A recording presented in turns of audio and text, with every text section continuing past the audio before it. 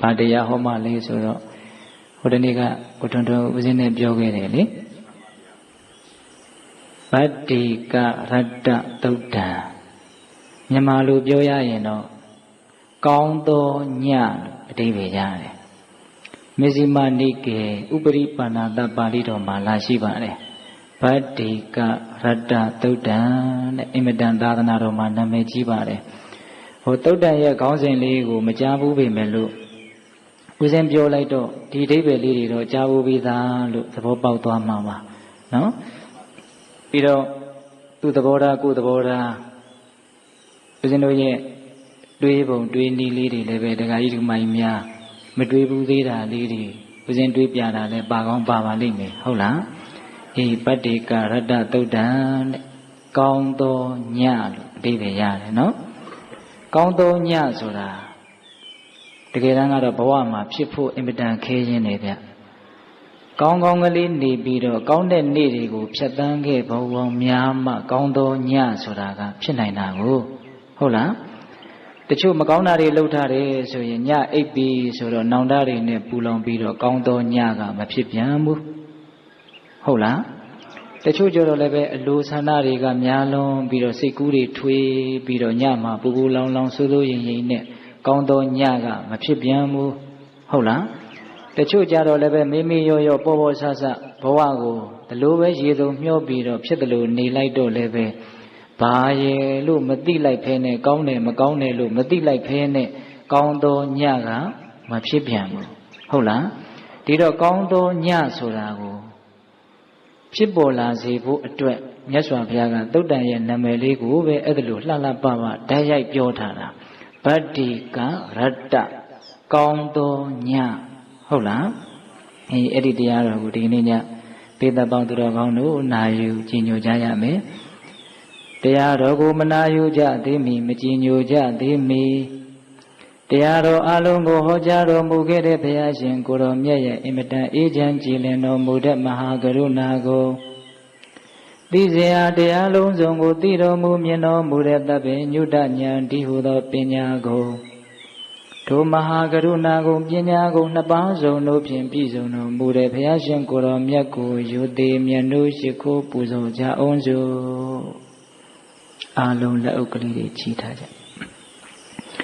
ကရုဏာတိတလဟရယံပညာပိဇောတဝိဟတမောဟတမံသနရမရလောကကရုံဝနိဒုက္ခတံဂတိဝိမု ṭံကရုဏာတိတလဟရယံမဟာကရုဏာတော်ဖြင့်အေးမြသောစိတ်နှလုံးလဲရှိတော်မူပါဘိထသောပညာပိဇောတဝိဟတမောဟတမံအရဟတမတိဟုသောအယောင်အလင်းဖြင့်ဝိဇ္ဇာတိဟုသောမိုက်မှောင်ကိုဖယ်ခွာတော်မူပြီးထသောသနရမရလောကကရုံလူနှင့်မြမတတဝါနန္ဒတို့ဤကြောက်ထီတန်တုအလေးကရုပြုရာတဆူရဲသောဆရာသခင်လည်းဖြစ်တော်မူပါပြီထသောဂတိဝိမု ṭံဒေဝမနုဿနိရယနှင့်ပေတတလိ္ဆံလာရရှိငါးတန်သောဂတိတို့မှလေအထူးသဖြင့်ကင်းလွတ်တော်မူပြီးထသောသူကတံတတဝါတို့အားအကျိုးများကြောင့်ဟုတ်မှန်သောစကားကောင်းကိုသာမြတ်ဆိုတော်မူပါပြီထသောဗုဒ္ဓံသစ္စာလေးရတရားမြတ်ကိုလက်ပေါ်တင်ထားပရမညာကဲ့သို့ပြတ်သားထင်ထင်သိမြင်ပြီးတတ်ဘုရားရှင်ကိုတော်မြတ်ကြီးကိုမယံတရားဟောပုဂ္ဂိုလ်တရားနာပုဂ္ဂိုလ်ခေါ်ဆိုပညတ်ပရမမမှုယုံနာနှဖျားဖြစ်ကြပါသောဘုရားတပည့်တော်တို့သည်ဝနေဝနာမှာကာယဝစီမနောခြေပေသုံးလီဓာရပနာမဖြင့်ဒုက္ခယောကျိုးလက်ဆုံမိုးကရှိခိုးဥညွတ်ပါ၏မြတ်စွာဘုရား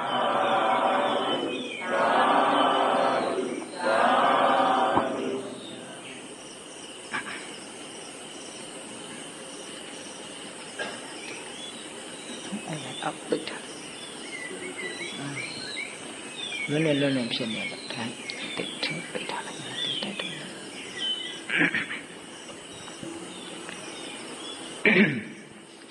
ပတ္တိက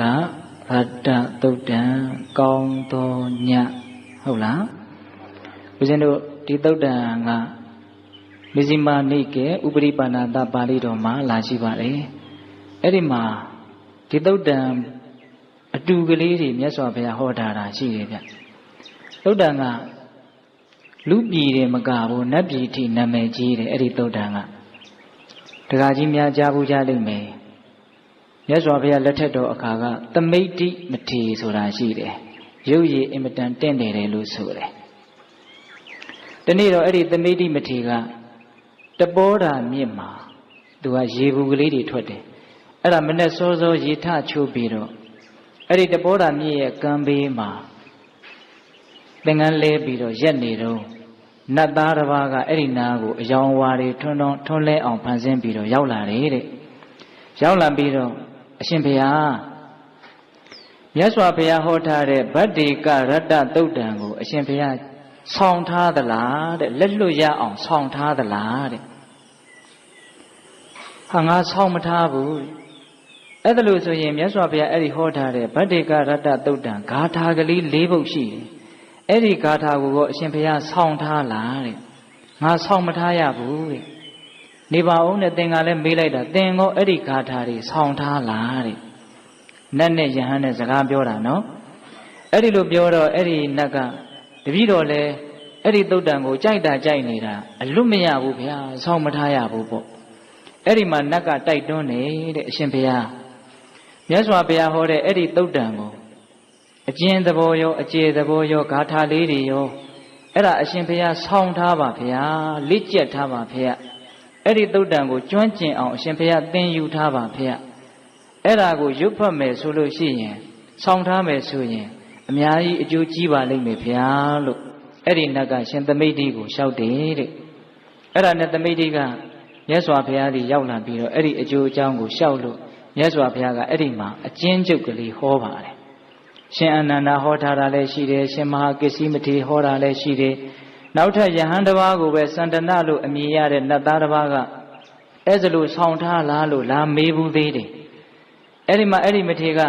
သင်ကိုရသလားဆိုတော့အဲ့ဒီနတ်ကတော့ဂါထာတွေရတယ်တဲ့အခုဦးဇင်းတို့ဟောမဲ့ဂါထာတွေကိုနတ်ကဗါတဲ့တော့ရတယ်တဲ့ဗျအဲ့ဒါဂါထာကမများဘူး၄ပုဒ်ထဲရင်ဟုတ်လားအဲ့ဒီဂါထာလေးတွေကိုဦးဇင်းတို့လည်းပဲအင်မတန်သဘောကျပါတယ်အဓိပ္ပာယ်လေးတွေကိုသိပြီးတော့ရွတ်နေရလို့ရှိရင်ဘဝမှာဘလို့နေရမယ်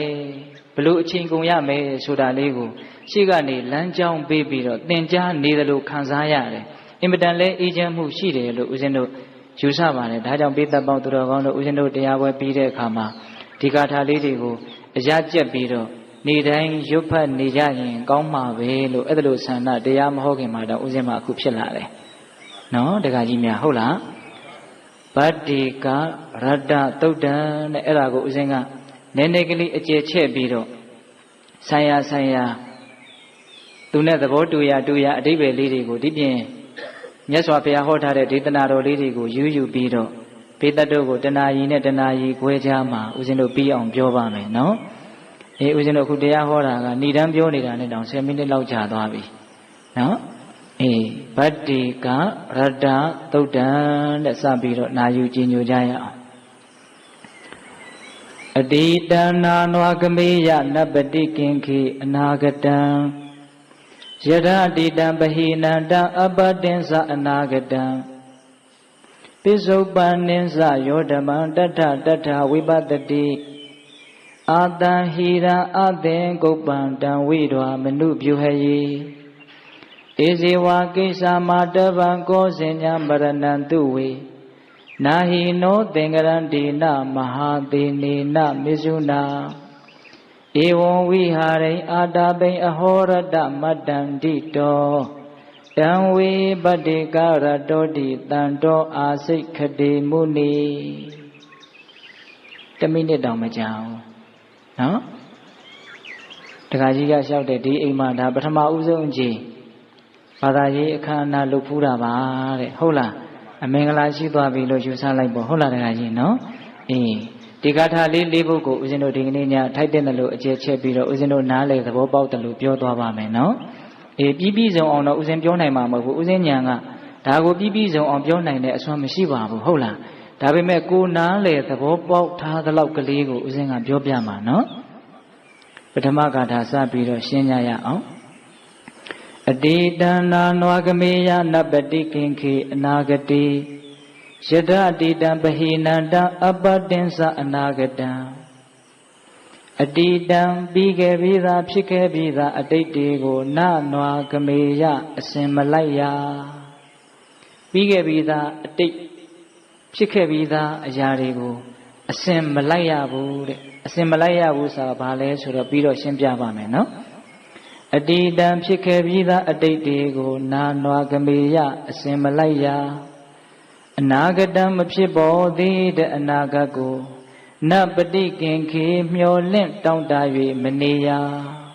မဖြစ်သေးတဲ့အနာဂတ်တွေကိုလည်းလှမ်းမျောပြီးတော့တောင့်တမနေနဲ့မျောလင့်မနေနဲ့တဲ့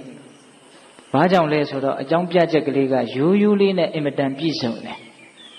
အတိတံအတိတ်ဆိုတာဒီပဟိနံချုပ်ခဲ့ပြီပျောက်ခဲ့ပြီအတိတ်ဆိုတာမရှိတော့ဘူးတဲ့အနာဂတံအနာဂတ်ဆိုတာကလည်းအပတံရောက်မလာသေးဘူးအနာဂတ်ကလည်းဗါတဲ့တော့ရောက်မလာသေးဘူးတဲ့အဲ့ဒါပထမဂါထာရဲ့အဓိပ္ပာယ်ပြန်ပြောမယ်နော်ပြီးခဲ့ပြီးသားအတိတ်ကိုအစင်မလိုက်ရဘူးတဲ့မဖြစ်ပေါ်သေးတဲ့အနာဂတ်ကိုမျှော်လင့်တောင့်တပြီးတော့မနေရဘူးတဲ့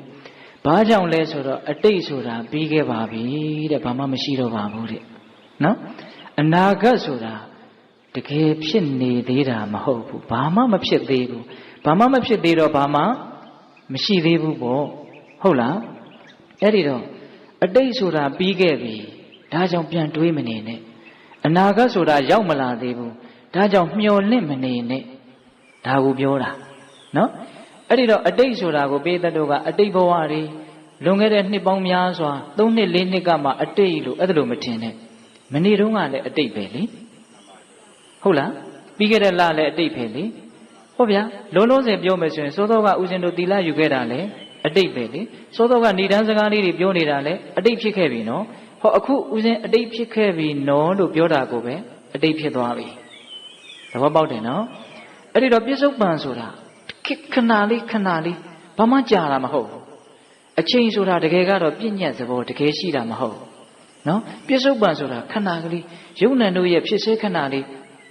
ဘလောက်မြန်တုံးဆိုရင်တဲ့ဦးဇင်းတို့ကျမ်းဂန်တွေကဥပမာပြောတယ်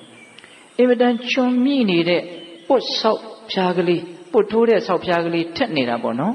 အဲ့ဒီပေါ်မှာမုံညင်းစီကလေးတင်လိုက်မယ်ဆိုရင်ဘလောက်ကြာနေမလို့တင်လိုက်တာနဲ့လက်ကလွတ်လိုက်တာနဲ့ရှောဆိုကျသွားပြီယုံနံတို့ရဲ့တည်တတ်နေတဲ့အချိန်လေးဟာဒါဥပမာပေးလို့ရတာလေးကိုပေးတာအဲ့လောက်တောင်မှမကြာဘူးဟုတ်လားတစ်စက္ကန့်ပြီးမှတစ်စက္ကန့်ဒီစက္ကန့်ပြီးရင်ဒီစက္ကန့်ရောက်လာရင်ပြီးခဲ့ပြီးသားစက္ကန့်ကအတိတ်ဖြစ်သွားပြီဟုတ်လားအဲ့ဒီလောက်ထိအတိတ်ကိုသဘောပေါက်ပြီးတော့ပြီးခဲ့ပြီးသားကိုထားခဲ့တချို့များဆိုရင်ပြီးခဲ့ပြီးသားကိုမထားခဲ့နိုင်ဘူးပြီးခဲ့ပြီးသားကြီးကဝန်တိုးဝန်ဘိုးကြီးဖြစ်နေတယ်လေးတာပေါ့တချို့ဆိုရင်နလန်းကိုမထူဘူးအတိတ်ဝန်တိုးဝန်ဘိုးကြီးကသူ့ကိုဖိထားတာဟုတ်လားအဲ့ဒါအတိတ်ကိုအဲ့ဒါလိုလိုက်နေကြတာနော်တချို့ဆိုရင်အနာဂတ်နဲ့ပတ်သက်ပြီးတော့မျှော်လင့်ပြီးတော့ပြည်လည်မယ်ထင်တော့လည်းပဲရင်မှုမှုမေ့လျော့မှုနဲ့ဒီလိုနေတာပဲမပြည်လည်တော့ဘူးထင်ပြန်တော့လဲစိုးရိမ်မှုပူပန်မှုတွေနဲ့ဒီလိုနေတာပဲအနာဂတ်ကိုလေအဲ့ဒီတော့မြတ်စွာဘုရားကအတိတ်ဆိုတာပြီးခဲ့ပါပြီတဲ့အတိတံအတိတ်ဆိုတာပဟိနံချုပ်ခဲ့ပြီပျောက်ခဲ့ပြီဝါမရှိတော့ဘူးအနာဂတံအနာဂတ်ဆိုတာကလည်းပဲအပတံရောက်မလာသေးဘူးအနာဂတ်ဆိုတာဘာမှရေရတာမဟုတ်ဘူးဟုတ်လားအနာဂတ်ဆိုတာရောက်မလာသေးလို့မရှိသေးဘူးဒါကြောင့်မြတ်စွာဘုရားကအတိတ်ကိုပြန်ပြီးတော့အစင်မလိုက်နဲ့အနာဂတ်ကိုမျှော်လင့်မနေနဲ့ဘာကြောင့်လဲအတိတ်ဆိုတာပြီးခဲ့ပြီအနာဂတ်ဆိုတာရောက်မလာသေးဘူးတဲ့ရိုးရိုးလေးပြောတာနော်အေးအဲ့ဒီတော့ဒကာဓမ္မတို့ဦးဇင်းတို့တွေအချိန်လေးဘလို့ကုန်နေကြလဲလို့စဉ်းစားရင်ဒီဆုံးမတော်မူချက်ကိုမလိုက်နာဘဲနဲ့အချိန်ကုန်ကြတာများတယ်စိတ်ဟာအတိတ်မှနေတယ်များသောအားဖြင့်စာထဲကတော့မြတ်စွာဘုရားဝိပင်ကဝေဖန်ပြီးတော့အကျေပြောပါတယ်အတိတ်ကိုအစဉ်လိုက်တယ်ဆိုတာဘာပြောတာလဲဆိုရင်တဲ့ဦးဇင်းကအဲ့ဒါကြတော့ပါဠိတွေမရွတ်တော့ဘူးနော်အတိတ်ကိုအစဉ်လိုက်တယ်ဆိုတာတဲ့ ကိုဖြစ်ခဲ့ပြီးသားအစဉ်ပြေမှုကလေးတွေဒါဥစဉ်ကအရက်စကားနဲ့နားလည်အောင်ပြောတာစာထဲကတော့ခန္ဓာ၅ပါးနဲ့ရှင်ပြောတယ်ငါဘယ်လိုရုပ်ဖြစ်ခဲ့တယ်ငါဘယ်လိုခံစားမှုဖြစ်ခဲ့တယ်ငါဘယ်လိုမှတ်သားမှုဖြစ်ခဲ့တယ်အဲ့ဒါလိုတွေးပြီးတော့နှစ်သက်နေရင်အဲ့ဒါအတိတ်ကိုအရှင်လိုက်တာပြီးခဲ့ပြီးသားအစဉ်ပြေမှုကလေးတွေကိုတွေးပြီးတော့ကြည်နိုးနေတာပေါ့နော်အဲ့ဒါဗါတဲ့တော့အတိတ်ကိုအရှင်လိုက်တာဒါကိုတရားဓမ္မတို့ဦးဇင်းတို့တွေကချဲ့ထွင်ပြီးတော့စဉ်းစားရမယ်တခါပြီးခဲ့ပြီးသားအတိတ်ရဲ့မကျေနပ်ချက်တွေကိုပြန်ဖောပြီးတော့စဉ်းစားပြီးတော့စိတ်ရဲ့ပင်ပန်းနွမ်းနယ်မှုစိတ်ရဲ့အညစ်အကြေးတွေကိုယူနေတာတွေမများဘူးလားများတယ်အတိတ်မှာစိတ်ဟာနေပြီးတော့အကျိုးမဲ့ပေါင်းအကျိုးမဲ့ဖြစ်ခဲ့ပေါင်းများလာပါပြီဘာမှလည်းအကျိုးရှိတာမဟုတ်ဒီတော့အတိတ်ကိုလုံးဝမစဉ်းစားရဘူးလို့အဲ့ဒါလိုလည်းပဲဆိုလိုတာတော့မဟုတ်ဘူးဘာကြောင့်လဲဆိုတော့ဒေသနာတော်တွေကိုတစ်ခုနဲ့တစ်ခုညှိတတ်ဖို့လိုတယ်နော်ဒါကြောင့်ဦးဇင်းတို့စကားပုံလေးရှိပါတယ်ကြမ်းတက်မခဲကြမ်းညှိခက်တယ်တဲ့ဘာကြောင့်လဲဆိုတော့ဦးဇင်းတို့ရှင်ရာဟုလာကိုမြတ်စွာဘုရားဟောတာရှိတယ်အလုပ်တစ်ခုလုပ်ပြီးပြီဆိုလို့ရှိရင်ပြန်စဉ်းစားရမယ်တဲ့ဟောလာပြန်ပြီနော်ဒါကြတော့အတိတ်ကိုစဉ်းစားခိုင်းတယ်နော်ဘလို့စဉ်းစားခိုင်းတာလဲဆိုတော့ဒါကိုရင်မှုဖို့မေးလျော်မှုနဲ့စဉ်းစားတာမဟုတ်ဘူးငါအဲ့ဒီလိုလုပ်ခဲ့တယ်ငါအဲ့ဒီလိုပြောခဲ့တယ်ငါအဲ့ဒီလိုကြံခဲ့တယ်အဲ့ဒါငါအတွက်အကျိုးနေသလားသူများအတွက်အကျိုးနေသလားသို့မဟုတ်ငါအတွက်အကျိုးရှိခဲ့သလားသူများအတွက်အကျိုးရှိခဲ့သလားလို့အကျိုးရှိမရှိကိုယ့်ရဲ့လုပ်ခဲ့ပြီးသားအတိတ်လုပ်ရက်တွေနဲ့ပတ်သက်ပြီးတော့ပြန်စဉ်းစားရမယ်တဲ့စဉ်းစားပြီးတော့အကျိုးမရှိဘူးဆိုနောင်ဒါမျိုးငါမလုပ်ဘူးလို့စဉ်းစားရမယ်အကယ်၍အကျိုးရှိတယ်ဆိုရင်ဒါမျိုးစတတ်တဲ့ဘုံငါလုပ်မယ်လို့စဉ်းစားရမယ်ဒါမျိုးတော့စဉ်းစားရမှာပေါ့နော်ခုတရားဓမ္မတို့ဦးဇင်းတို့တွေကအဲ့လိုစဉ်းစားတာအင်မတန်နေပါတယ်အစဉ်ပြေတာတွေမပြေတာတွေစဉ်းစားပြီးတော့လောကီလိုလည်းအကျိုးမရှိလောကုတ္တရာလိုဆိုတော့ဝေးရောအဲ့ဒါလိုဘာမှအကျိုးမရှိဘဲနဲ့ပြီးခဲ့ပြီးသားအရာတွေကိုတွေးပြီးတော့အလကားစိတ်ရဲ့အညစ်အကြေးတွေကိုစုဆောင်းနေတာကိုရည်ရွယ်ပြီးတော့အတိတ်ကိုအစင်မလိုက်နဲ့လို့ပြောတာဒကမကြီးများသဘောပေါက်တယ်နော်အေးအနာဂတ်ကိုလည်းပဲမမျှော်လင့်နဲ့မတောင့်တနဲ့ကိုကကောင်းအောင်လုပ်ထားတယ်ဆိုရင်ကောင်းတဲ့အနာဂတ်ကသေချာပေါက်ရှိပါလေဟုတ်လားအခုဒကာမတို့ဦးဇင်းတို့တွေဘဝမှာဖြစ်နေကြတယ်ဆိုတာကိုယ်စိတ်တိုင်းကြဖြစ်တာလားဖြစ်เสียရှိတဲ့အတိုင်းဖြစ်တာလားအဲ့ဒါကိုရိုးရိုးလေးသဘောပေါက်ဖို့လိုတယ်ကောင်းတာတွေဖြစ်เสียရှိရင်ဘယ်သူမှတားမရဘူးကောင်းတာတွေဖြစ်မှာပဲမကောင်းတာတွေဖြစ်เสียရှိနေသေးတယ်ဆိုရင်လည်းဘယ်သူမှတားလို့မရဘူးမကောင်းတာတွေဖြစ်အောင်မှာပဲကိုကအနာဂတ်မှာဘလို့ဖြစ်ချင်ပါတယ်မဖြစ်ချင်ပါဘူးဆိုတဲ့ကိုယ့်ရဲ့စိတ်ဆန္ဒနဲ့ဘာမှမဆိုင်ဘူးအနာဂတ်ကဒီတော့စဉ်းစားနေအပူပေါ့ဟင်ဒကာကြီးများအဲ့ဒါဟုတ်လားကိုစဉ်းစားသည်ဖြစ်စေပူပန်သည်ဖြစ်စေကြောင်းကြသည်ဖြစ်စေနော်နေကတော့ဝင်ချိန်တိုင်ဝင်သွားမှာပဲဒီရေကလည်းတက်ချိန်တိုင်ရင်တက်လာမှာပဲဟုတ်ရဲ့လားအဲ့တော့ဒီအနာဂတ်နဲ့ပတ်သက်ပြီးတော့အကောင်းဆုံးဖြစ်ချင်တဲ့စိတ်ပူပါတယ်ဆိုရင်တကယ်ပူတယ်ဆိုရင်လည်းပဲအဲ့ဒီအနာဂတ်ကိုကိုကကြိုးပြီးတော့တစ်စက္ကန့်လေးတောင်သွားနေခွင့်ရှိတာမဟုတ်ဘူးဟုတ်လားအနာဂတ်ကိုတကယ်ကောင်းကျင်တယ်ဆိုလို့ရှိရင်ဘာပဲလုပ်လို့ရလဲဆိုတော့အခုပြစ္ဆုတ်ပံကောင်းလိုက်ဖို့ပဲဒါပဲရှိတာရှေ့ကိုနည်းနည်းလေးတောင်ကြိုးနေလို့မရဘူးဟမ်လေးနဲ့တယ်နော်ဒကာကြီးများအေးအဲ့ဒီတော့အနာဂတ်အတွက်ပူးနေတာဒီဘာအဓိပ္ပာယ်မှမရှိဘူးပူစရာတွေဘလောက်ပူဖြစ်စရာရှိရင်တော့ဖြစ်မှာပဲဟုတ်လား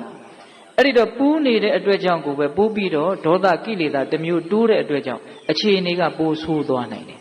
အဲ့ဒီတော့အနာဂတ်နဲ့ပတ်သက်လို့တော့ဘာမှခေါင်းထဲမထားတာအကောင်းဆုံးပဲအနာဂတ်အတွက်ခေါင်းထဲထားခြင်းတယ်ဆိုရင်လည်းပဲအခုငါအကောင်းဆုံးနေတဲ့နီးဒီတာနဲ့အနာဂတ်ကိုအကောင်းဆုံးပြင်ဆင်တာလို့သဘောပေါက်ပြီးတော့ပြစ္ဆုတ်ပံကိုအကောင်းဆုံးနေလိုက်ဖို့ပဲဟုတ်ရဲ့လားဒါကြောင့်မြတ်စွာဘုရားကအကျေရှင်းပြတဲ့နေရာမှာတော့လာမယ့်အနာဂတ်မှာငါဘယ်လိုခန္ဓာတွေဖြစ်ခြင်းလဲဘယ်လိုရုပ်တွေဖြစ်ခြင်းလဲဘယ်လိုခံစားမှုတွေဖြစ်ခြင်းလဲဘယ်လိုမှတ်သားမှုတွေ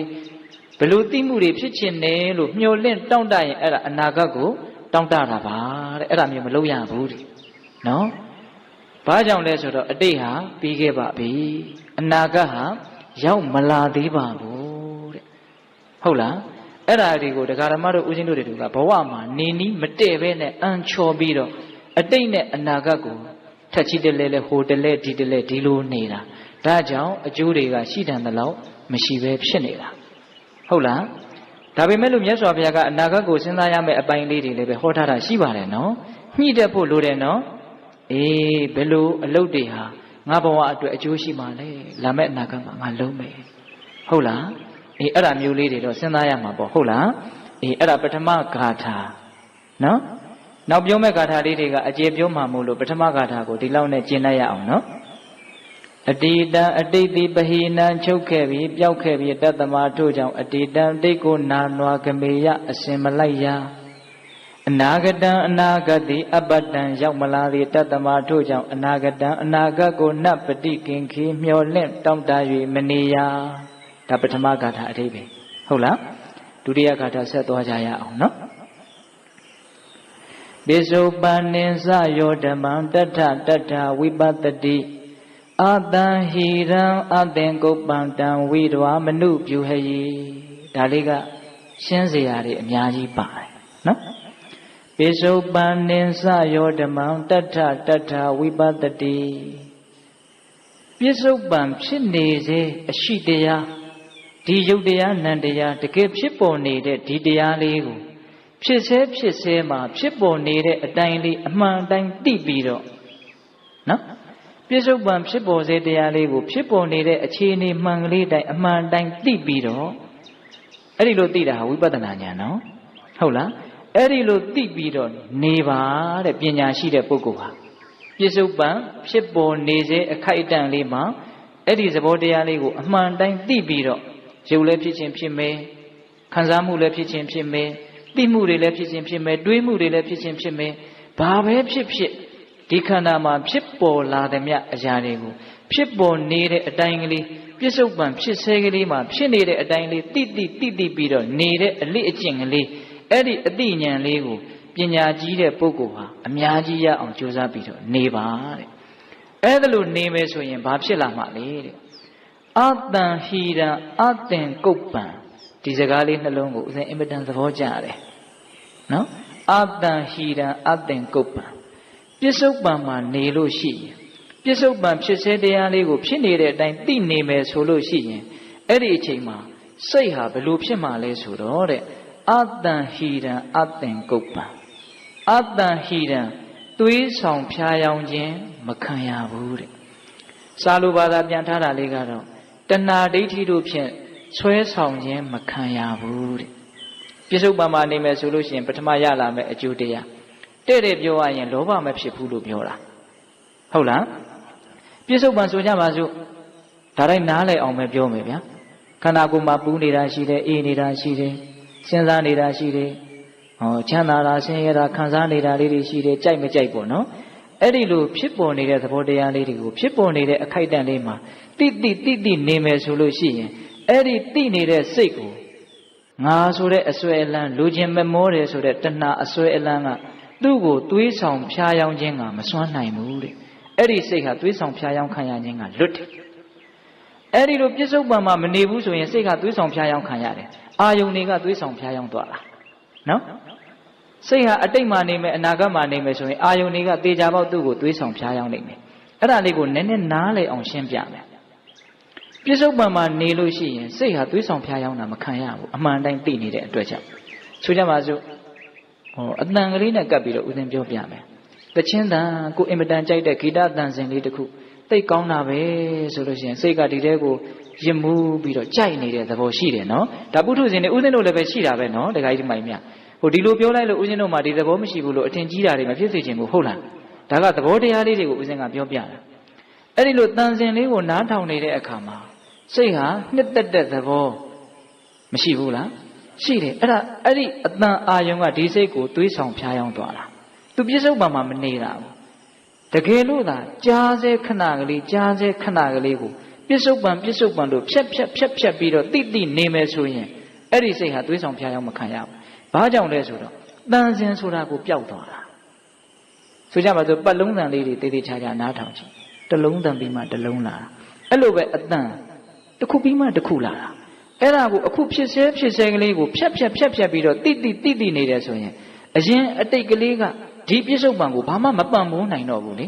အဲ့ဒီမှာဘာမှအဓိပ္ပာယ်လည်းဖော်လို့မရဘူးကောင်းတယ်ဆိုတဲ့အဓိပ္ပာယ်မပါတော့ဘူးဟုတ်လား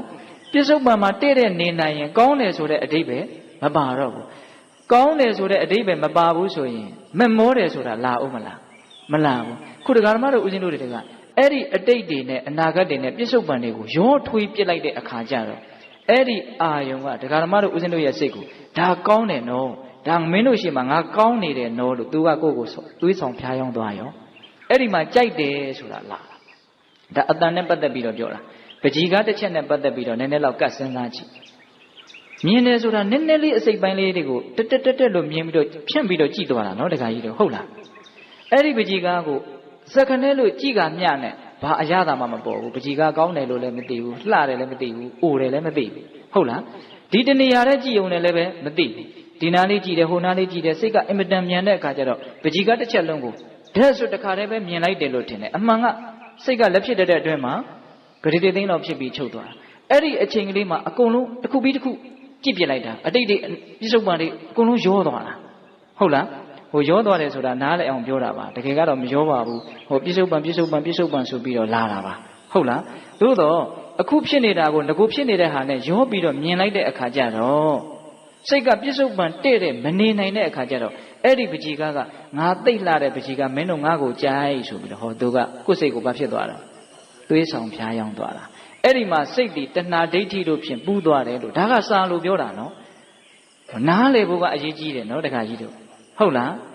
အေးအခုအဲ့ဒါလိုပဲမြင်တယ်မြကြားတယ်မြကိုပြစ္ဆုတ်ပံအခုလို့မဖြတ်နိုင်တဲ့အတွက်ကြောင့်တနည်းအားဖြင့်စိတ်ကအတိတ်ကိုရောက်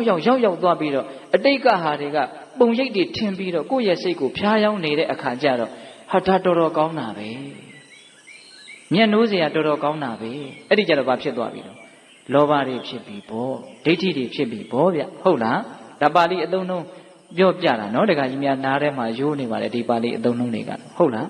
ဒါကြောင့်ပြစ္ဆုတ်ပံဖြစ်ဆဲကလေးမှာနင်းနေအောင်နေတတ်အောင်ကြိုးစားနေတဲ့ပုဂ္ဂိုလ်ရဲ့စိတ်ကိုတဏှာမာနဒိဋ္ဌိဆိုတဲ့တရားတွေကမဆွဲဆောင်နိုင်တော့ဘူးတဲ့ယူဆောင်ပြီးတော့မသွားနိုင်တော့ဘူးတနည်းအားဖြင့်သွေးဆောင်ဖျားယောင်းမှုမရှိဘူးတဲ့အ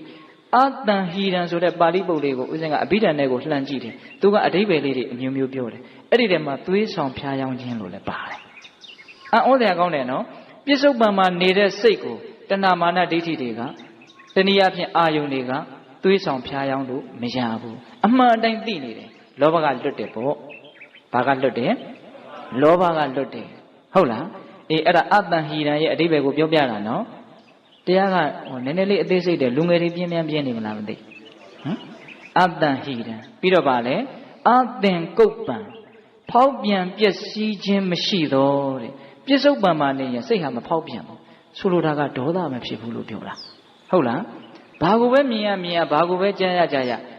မြင်စေခဏကြားစေခဏစိတ်ကိုဖြတ်နိုင်တယ်ရက်နိုင်တယ်ဆိုလို့ရှိရင်အတိတ်ကဝင်ပြီးတော့မနှောက်ယှက်ဘူးဆိုလို့ရှိရင်ဘာဒေါသမှဖြစ်เสียမရှိဘူးအဲ့ဒီအာယုံကဒေါသဖြစ်เสียအာယုံလို့ကိုယ်စိတ်ထဲမှာသဘောမပေါက်ဘူ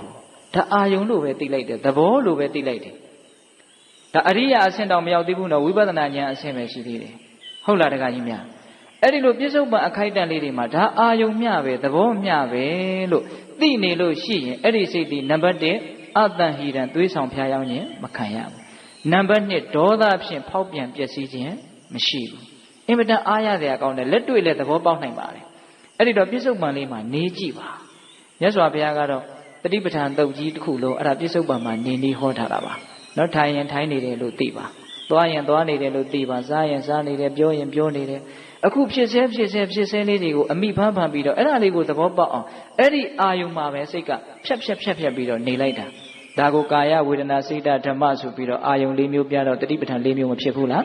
းဖြစ်တယ်နော်မဂ်ခင်အကျင့်လို့လည်းပြောလို့ရတယ်တတိပဋ္ဌာန်အကျင့်လို့လည်းပြောလို့ရတယ်ပြစ္ဆုတ်ပံမှာနေတယ်လို့လည်းပြောလို့မရဘူးလားနေတယ်အဲ့ဒါလိုလေးပြစ္ဆုတ်ပံမှာနေပါတဲ့ဒုတိယဂါထာကပထမဂါထာလည်းမမေ့နဲ့နော်အတိတ်ဟာပြီးခဲ့ပါပြီဒါကြောင့်မလိုက်ပါနဲ့အနာဂတ်ဟာရောက်မလာသေးပါဘူးဒါကြောင့်မျှော်လင့်တောင့်တပြီးတော့ပူပန်မနေပါနဲ့ဟုတ်လားပြစ္ဆုတ်ပံဖြစ်ဆဲတရားလေးကိုတိပြီးတော့နေပြီးတော့အဲ့ဒီတိနေတဲ့စိတ်ကလေးကိုတဏှာမာနဒိဋ္ဌိတွေဒေါသတရားတွေကသွေးဆောင်ဖျားယောင်းခြင်းဖောက်ပြန်ပျက်စီးအောင်ပြုစားခြင်းကလွတ်နေတဲ့ဒီဝိပဿနာစိတ်လေးကိုတဲ့ဝိဓဝဉာဏ်ပညာရှိသောပုဂ္ဂိုလ်သည်အနုဖြူဟေအမြဲတမ်းပွားများနေသင့်နဲ့ကြိုးစားနေသင့်နေတဲ့အဲ့ဒါဒုတိယဂါထာဟုတ်လားအဲ့ဒါလို့နေလို့ရှိရင် ဒကာဓမ္မတို့ဦးဇင်းတို့ရဲ့ဘဝဟာအင်မတန်မှပေါ့ပါမယ်အင်မတန်မှလွတ်လပ်မယ်နေနိုင်ဖို့တော့တော်တော်ခဲရင်မယ်နော်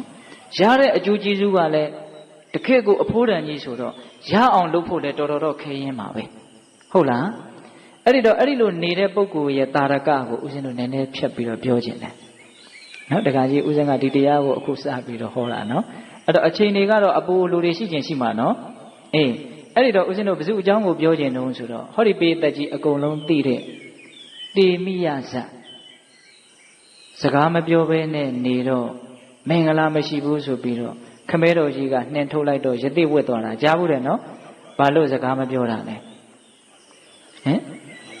ငရဲကြမှာကြောက်တော့တကွက်တော်ကြော်သွားတယ်နဲ့တူတယ်ဘယင်လောဟမှာဆိုလို့နော်အဲ့ဒီတော့အဲ့ဒီတေမိယယသိကတကယ်ကို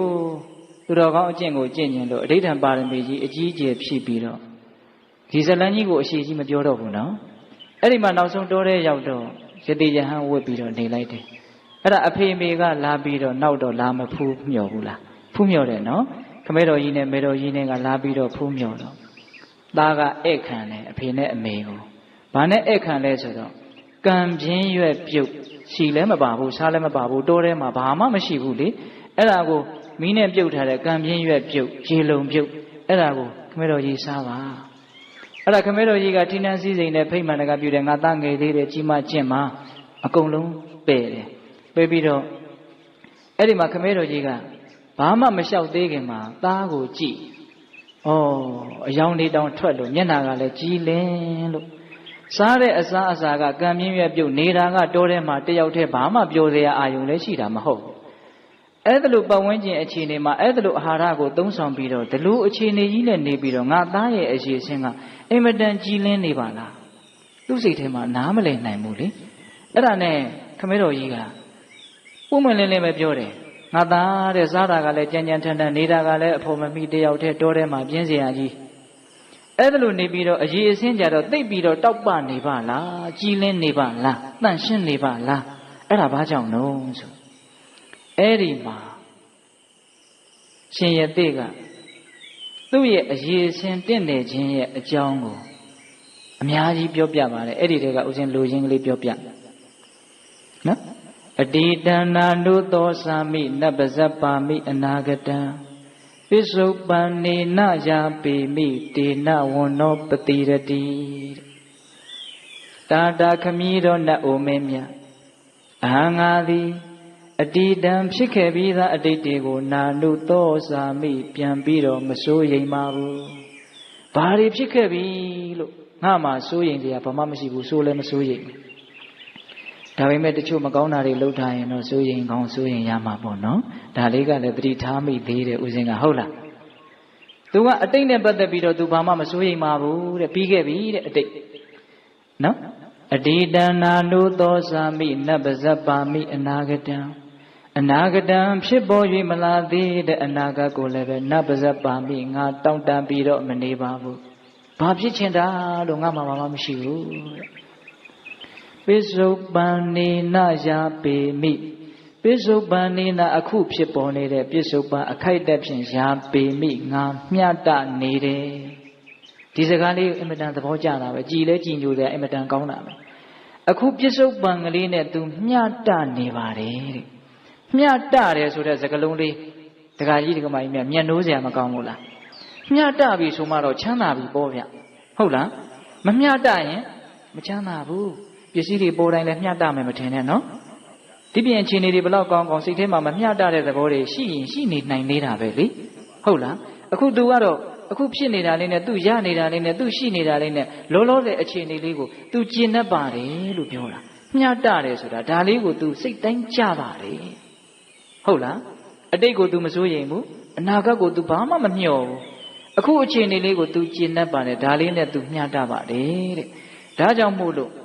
ဒေနထိုကဲ့သို့အတိတ်ကိုလည်းပဲစိုးရင်ပူဆွေးပြီးတော့မနေဘူးအနာဂတ်ကိုလည်းတောင့်တပြီးတော့မနေဘူးပြစ္ဆုတ်ပံမှာမျှတပါတယ်ဆိုတဲ့အကြောင်းကြောင့်အဟံငါဤမမငါရဲ့ဝင်သောအရေးစင်းသည်ပတိရတိကြည်လင်တောက်ပလို့နေပါတယ်အဲ့ဒါကြောင့်သူ့ရဲ့အရေးစင်းတွေကတောက်ပနေတာတဲ့နော် တယ်ဆိုတာနဲ့ကြည်ကောင်းတယ်ဆိုတာနဲ့မတူဘူးနော်တရားကြီးဒီမိုင်းများအဲ့ဒါလို့သူများကြည်ကောင်းတဲ့ကြည်လင်တန်ရှင်းတဲ့ရုပ်ရည်ကိုရကျင်တယ်ဆိုရင်ဒီမှာနိလန်းတစ်ခုတွေ့တာပဲဗျနော်အတိတ်မှာမစိုးရိမ်နဲ့အနာဂတ်ကိုမမျှော်လင့်နဲ့ဖြစ်နေတဲ့အခြေအနေလေးကိုကျင့်တဲ့စမ်းမှာမျှတစမ်းမှာဒါဆိုရင်ရုပ်ရည်ကြည်လင်ပါတယ်ဟုတ်ရဲ့လားအဲ့ဒီမှာသူကဆက်ပြောသေးတယ်အနာဂတပဇ္ဇဘာယအတိတတ္တနုသောဇနာဧတေနာဘာလသုတ်တံတိနလောဝဟရိတောလူတောဟောဒီလောကကြီးမှာဉာဏ်ပညာနဲတဲ့အသိဉာဏ်နဲတဲ့လူမိုက်တွေဟာတဲ့ရရဆက်ဆက်ပြောတယ်လို့တော့မထင်သေးခြင်းဘူးနော်ဒါရှင်ရသေးကပြောတာဉာဏ်ပညာမရှိတဲ့လူမိုက်တွေဟာတဲ့ပြီးခဲ့ပြီးသားအတိတ်ကိုတွေးပြီးတော့သူတို့ညှို့စိုးရိမ်ပြီးတော့ပူပန်းနေတယ်မဖြစ်ပေါ်သေးတဲ့အနာဂတ်ကိုသူတို့အများကြီးမျှော်လင့်ပြီးတော့အိန္ဒိမယဖြစ်နေတယ်တဲ့အဲ့ဒီတော့ဘာဖြစ်တုံဆိုတော့နလောဝဟရိတောလူတောစိမ့်ဆိုးနေတဲ့ကျူပင်လေးကျူပင်ဆိုတာအင်မတန်စိမ့်ဆိုးပါလေနော်အဲ့ဒါကိုဆွဲပြက်ပစ်လိုက်ပြီဆွဲပြက်ပြီးတော့ချထားလိုက်တယ်ခဏနေဘာဖြစ်သွားလဲညှိုးပြီးတော့ကြားလေးညှိုးချောက်ပြီးအဲ့ဒါလိုပဲတဲ့အတိတ်ကိုတွေးပြီးတော့ပူတဲ့လူတွေအနာဂတ်ကိုတွေးပြီးတော့မျောလင့်တောင့်တနေတဲ့ပုဂ္ဂိုလ်တွေပြစ္ဆုတ်ပန်းနဲ့ရောင်ရဲမျှတအောင်မနေနိုင်ကြတဲ့ပုဂ္ဂိုလ်တွေဟာစိမ့်ဆိုးနေတဲ့ကျူပင်ကိုနှုတ်ဖြတ်ပြီးတော့ထားလို့ညှိုးငယ်နေတဲ့မျိုးအဲ့ဒီလိုပုဂ္ဂိုလ်တွေဟာညှိုးငယ်နေမှာပဲအဲ့ဒီလူတွေရဲ့အရေးဆွင်းဟာ6တွေ့နေမှာပဲကြည်ရတာမင်္ဂလာမရှိကြက်သေးမရှိဖြစ်နေမှာပဲဟုတ်ရဲ့လားဒါကြောင့်တရားဓမ္မတို့ဦးဇင်းတို့တွေဘဝမှာကြီးကြီးလင်းလင်းချမ်းချမ်းသာသာလွတ်လွတ်လပ်လပ်ပေါ့ပေါ့ပါပါအနှစ်သာရရှိရှိဉာဏ်ပညာကြီးကြီးဖြစ်ခြင်းတယ်ဆိုလို့ရှိရင်ပြစ္ဆုတ်ပံမှာနေတဲ့အလေ့အကျင့်ကိုအများကြီးရအောင်မွေးမြူပါဟုတ်လားဒါကရှင်ရတဲ့ရဲ့အကြောင်းလေးပြောเสียအကောင်းဆုံးတို့လူငယ်တွေလည်းပါနေတဲ့တကြောင်ရည်ရွယ်ပြီးတော့ပြောလိုက်တာနော်ရုပ်ရည်အစဉ်တင့်တယ်ခြင်းနဲ့ကြည်ကောင်းစေခြင်းနဲ့ကျက်သေးမင်္ဂလာနဲ့ပြည့်စုံစေခြင်းနဲ့ဆိုရင်အတိတ်ကိုတွေးပြီးတော့ဆိုရင်မနေနဲ့အနာဂတ်ကိုမျှော်လင့်မနေနဲ့ပြစ္ဆုတ်ပံလေးနဲ့မျှတအောင်နေအဲ့ဒါလိုမှမနေတတ်ဘူးဆိုရင်ကိုယ့်ရဲ့ဘဝဟာညှိုးငယ်ပြီးတော့ရိပ်ဖြတ်ထားတဲ့နှုတ်ဖြတ်ထားတဲ့ကျူရိုးတွေလို6တွေ့နေလိမ့်မယ်လို့သူကဒီလိုပြောတာဟုတ်လားအစာပိုင်းသူပြောပါသေးတယ်ဗျာသူဘာကြောင့်ရုပ်ရည်စဉ်ကြည်လင်တာလဲဆိုတော့တဲ့သူတယောက်တည်းနေရတဲ့တကြောင်ကြည်လင်တာတဲ့အများနဲ့နေရရင်ဒုက္ခတွေကတမျိုးတည်းပြေးနေတာဟုတ်ဗျာဒါဥစဉ်ကပုံဝင်လင်းလင်းပြောတာများတယ်ဆိုတာဘာများတာလို့ဆိုတော့ဒုက္ခတွေများတာပါပဲကိုကတခါတော့ထင်ကောင်းထင်မယ်ပေါ့ဗျာအတိုင်းဝိုင်းတွေများတယ်အချမ်းတွေများတယ်ဆိုရင်ဟာဒါဘေးကလည်းပြောကြတာကိုတော်တော်အကျိုးပေးကောင်းတယ်သူဆင်းရဲနေတာသိချင်မှသိမှာကိုဗျဟုတ်လားအဲ့ဒီတော့ဘာတွေများတာလဲလို့မေးရင်တကယ်ကတော့ဒုက္ခတွေများတာပါပဲဟုတ်လားအဲ့ဒီတော့ရှင်ရင်သေးကသူတယောက်တည်းနေရတဲ့အတွက်ကြောင့်ကိုသူ့မှာကြည်လင်းနေတယ်ဒါကလည်းပျော်လဲပျော်အောင်မှနော်ထားပါတော့အဲ့ဒီတော့ဦးဇင်းတို့အတိတ်မှာစိတ်ကိုအစင်မလိုက်ဖဲနဲ့အနာဂတ်ကိုမမျှော်လင့်မဲနဲ့ပြစ္ဆုတ်ပံမှာနေတတ်မယ်ဆိုလို့ရှိရင်ဒါပညာရှိသူတော်ကောင်းတို့ရဲ့လမ်းစဉ်ကိုလိုက်ပြီးတော့ကိုအစင်မြင့်မြင့်နေထိုင်ကျင့်သုံးရာရောက်တယ်လို့ဒါဥစဉ်နှစ်ကားထားပြီးကြစို့နော်နောက်ထပ်ဘယ်နှကားထားကြံသေးတော့နှစ်ကားထားကြံသေးတယ်ဒါကြားတဲ့ကတေမိယဆက်ကလေးကတာရကာလေးဥစဉ်ကထိုးပြန်လိုက်တာဟုတ်လားအဲ့ဒီတော့ဥစဉ်တို့တတိယကားထားဆက်ပြီးတော့သွားကြစို့နော်ဧဇေဝါကိစ္စမာတပံကောဇင်ညာမရဏံတုဝေနာဟိနောသင်္ကရံတေနမဟာသေနေနမစ္ဆုနာဒီကာထာလေးကြတော့တက္ကကြီးတွေကကြားဘူးကြားလိမ့်မယ်ဗျနိဗ္ဗာန်ဆိုလေးမကြာခဏရွတ်တယ်လေဧဇေဝါကိစ္စမာတပံကောဇင်ညာမရဏံတုဝေနာဟိနောသင်္ကရံတေနမဟာသေနေနမစ္ဆုနာအင်မတန်ကောင်းတဲ့ကာထာဗျအခုလှုပ်เสียရှိတဲ့အလုပ်ကိုအခုပဲလှုပ်လိုက်ပါဟောနော်ဒီနေ့လှုပ်เสียရှိတဲ့အလုပ်ကိုဒီနေ့ပဲလှုပ်လိုက်ပါဘာကြောင့်လဲဆိုတော့မနေ့ပြန်ရှင်းသန်းနေပါမယ်လို့ဘယ်သူမှအာမမခံနိုင်ဘူးတဲ့လောင်ကြီးစားကြီးလုပ်မယ်ငါမနေ့ပြန်မသေးသေးဘူးလို့အဲ့ဒါလို့တော့မပြောနဲ့နော်ဟုတ်လားဒါသေးခြင်းလဲသေးနိုင်တယ်သေးမယ်လို့သူကလည်းကံတိကံမမပြောပါဘူးဟုတ်လားသေးခြင်းလဲသေးမယ်ရှင်ခြင်းလဲရှင်မယ်ပေါ့အဲ့ဒီမှာတစ်ချက်စဉ်းစားရကောင်းတာကသေသွားတဲ့ပုဂ္ဂိုလ်တိုင်းဒီနေ့သေတယ်ဆိုရင်မနေ့လောက်ကသူတို့ငါမနေ့ပြန်သေလိမ့်မယ်လို့သူတို့သိကိုမသိဘူးမသိဘဲနဲ့သေသွားတာသိပြီးတော့သေတဲ့မသားအင်မတန်နဲပါတယ် ဟုတ်လားယောဂါတွေနှိမ့်ဆက်ပြီးတော့ငါတော့သိမြန်းသိမလားဒါတောင်မှတချို့သိလောက်သေးပါဘူးလို့ထင်ပြီးတော့သိသွားတာပဲဟုတ်ရဲ့လားဒါကြောင့်ဒီမှာပြောထားတာမနှက်ဖြန်ရှင်နေပါမယ်လို့မနှက်ဖြန်နေရပါဦးမယ်လို့ဘယ်သူမှမပြောနိုင်ပါဘူးတဲ့ဘာကြောင့်လဲဆိုတော့သေတရားအကြောင်းတရားတွေအများကြီးပိုင်ဆိုင်ထားတဲ့ဒီခန္ဓာကြီးတနည်းအားဖြင့်မြတ်စွာဘုရားကတော့တင်စားပြီးတော့ပြောတာပေါ့ဗျာလက်နဲ့တွေအများကြီးပိုင်တဲ့သေမင်းနဲ့သေမင်းဆိုတာဘာတုံးဆိုတော့ဒီခန္ဓာကိုယ်ကြီးကိုပြောတာဗျသေမင်းကဒီပြင်နေရာနဲ့ဘဝကနေပေါ်လာပြီးတော့ဂုတ်ချိုးသွားတာမဟုတ်ဘူးလေဟုတ်လားဒါပေမဲ့တင်စားပြောတာလက်နဲ့တွေအများကြီးပိုင်တဲ့သေမင်းနဲ့တို့နဲ့ဘယ်တော့ကြမှာတွေ့ရအောင်လို့ချိန်ထားတာမရှိဘူးတဲ့မြတ်စွာဘုရားကအဲ့တော့ဦးဇင်းတို့နားလည်အောင်ပြောရအောင်သေတရားအကြောင်းတရားတွေအများကြီးကိုရင်ဝယ်ပိုက်ထားတဲ့ဒီခန္ဓာကိုယ်ကြီးဖြစ်နေတဲ့အတွက်ကြောင့်အချိန်မရွေးသိနိုင်တယ်ဟုတ်လားကံစိတ်ဥဒုအာဟာရအကြောင်းတရား၄ပါးဘယ်အကြောင်းပဲချွတ်တဲ့သိနိုင်တာပဲဟုတ်ရဲ့လားသိကြတာကတော့ကံကတဖြည်းဖြည်းနဲ့တောက်ရည်ဦးတွေကရေအမြဲတမ်းတောက်နေတဲ့တောက်ရည်ဦးတွေကရေလို့တစ်ခွက်တောက်လိုက်ရင်တော့တစ်ခွက်စာနဲသွားတာပဲ